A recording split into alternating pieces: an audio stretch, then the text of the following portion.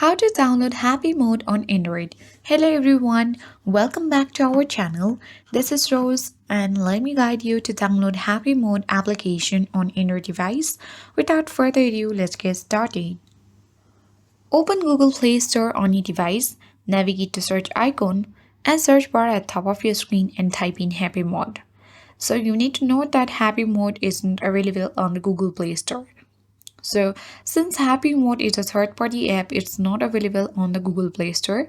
However, you can still download it safely from its official website. So, you need to reassure that, or simply, I always recommend downloading apps from trusted sources to keep your device safe.